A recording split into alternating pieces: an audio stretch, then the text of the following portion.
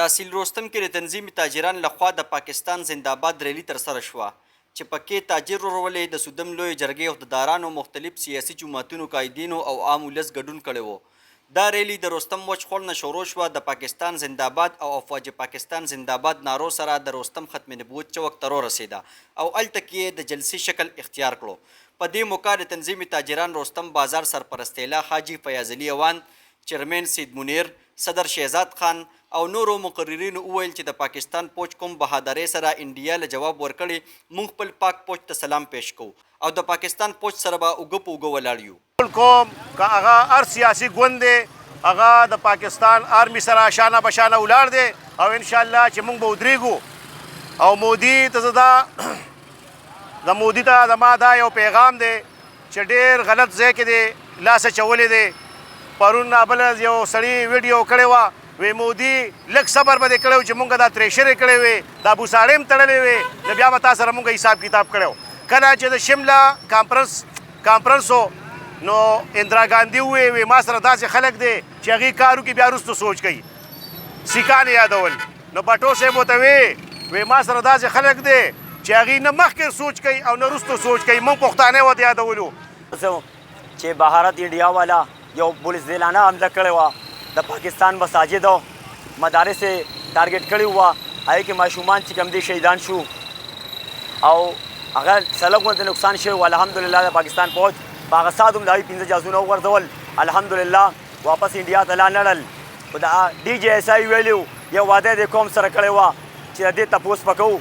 الحمدلله هغه تپوس یې وکړو، بربو شکست یې وله وکړو چې پوره دنیا هغه ومنسته. دې باره کې زه د خپل طرف نه د ټول عوامو پاکستان ته طرف نه آرمی چیف ته، عاصم منیر ته، ټول افواج پاکستان ته خراج تحسین پیش کوم. ټول جهازونو ټول انډیا تباہ برباد کو. زه د پاکستان فوج ته د پاکستان عوامو ته سلام پیش کوم. انشاءالله مودي دوکه شوی دی او که بیا هم دوکه شو نو انشاءالله بیا به د تېښتې لار نه مومي. او زه د پاکستان چیف آرمي سټاف ته دا ریکویسټ کوم چې موږ مسلمانانو خو ګټه وکړه. پاکستان انډیا یو سپر طاقت و، هغه اوس غلو یو دوه جهازونه خو تا انډیا ته لېږلو. دا مهرباني وکړه فلسطینو چې هغه زموږ مسلمانان دي، هغوی سره ډېر غټ ظلم کېږي، ناجایز کېږي، ګولۍ پرې ورېږي. یو دوه جهازونه اوس خو پاکستان امریکا سپر طاقت نه دی، الله سپر طاقت دی، پاکستان سپر طاقت دی.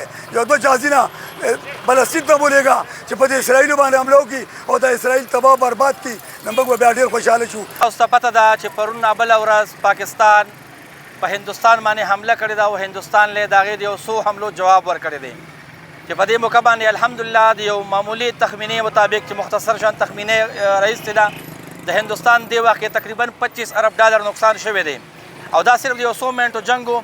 او انشاءالله موږ توقع ساتو د پاکستان د پوج نه که چېرته دا جنګ اوږد شو او پکار دی چې لږ اوږد شي، چې که چېرته دا جنګ اوږد شو نو انشاءالله د کشمیر ازادي هغه مسلمانان چې زموږ د ازادۍ ملګري او د 1947 تا تر نننۍ ورځې پورې هغوی د پاکستان سره ملګري او د پاکستان سره هغوی الحاق کړی او په 19 جولای 1947 باندې محمد علي جناح ته هغې ویلي چې موږ د پاکستان ملګري او د پاکستان سره شاملېږو. هغه خلک نن هم په دې انتظار باندې دی چې څوک د پاکستان سپه سالار به زموږ ملګرتیا وکړي، موږ ته هم ازادي راکړي.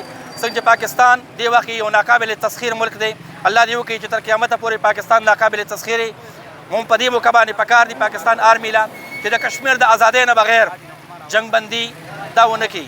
په آخر کې قاضي فتح الباري رستمي د ملک او قوم سلامتۍ، استحکام او د حفاظت لپاره اجتماعي دعا وغوښته. د کیمرا ټیم سره عمر خاکسار، رستم نیوز، مردان.